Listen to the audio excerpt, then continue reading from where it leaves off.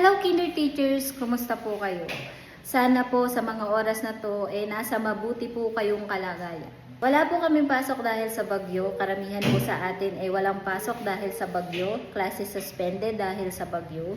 Pero dahil malapit lang naman po itong aming school sa aming bahay, eto, nagpunta po ako sa school para sa panibagong DIY project. So for today's video may i-share po ako sa inyong DIY project na sana makatulong po sa mga kapwa ko kinder teacher. At eto nga yun. Kami po nagtatanong dito tungkol sa aking DIY whiteboard. Actually, ito po ay gawa lang sa bond paper at sa plastic cover, makapal na plastic cover. 4 years old na po siya. Kumbaga, matagal-tagal ko na naman po siyang ginamit. Okay pa naman siya, nagagamit ko pa naman. Kaya lang medyo nangingitim na siya dahil nga plastic cover lang po siya. So ayun nga, dahil 4 years old na nga itong aking DIY whiteboard, gusto ko na po siyang palitan.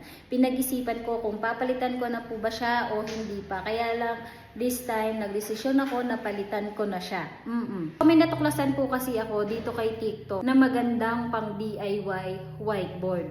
At meron pang pasurpresa. Pero bago yan, kakalasin muna natin siya.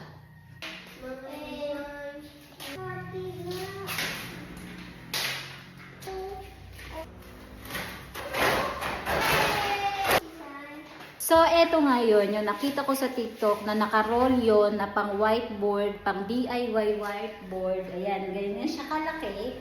Tapos, alam nyo ba kung anong maganda dito? Magnetic siya. Magnetic.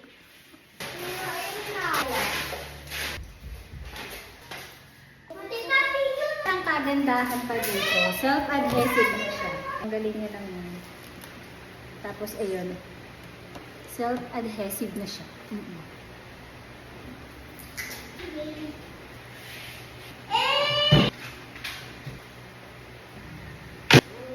Ayan, nakabit na natin yung ating pinaka-whiteboard. At ito naman yung gagamitin nating pang-line para magkaroon siya ng blue, red, blue lines.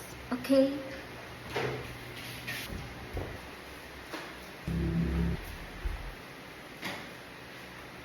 So, ayun, nalagyan na po na natin ng linya na blue, red, blue lines.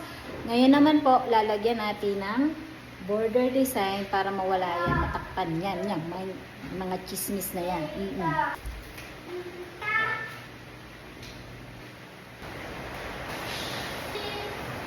At ito na nga ang final look. Ang aking DIY magnetic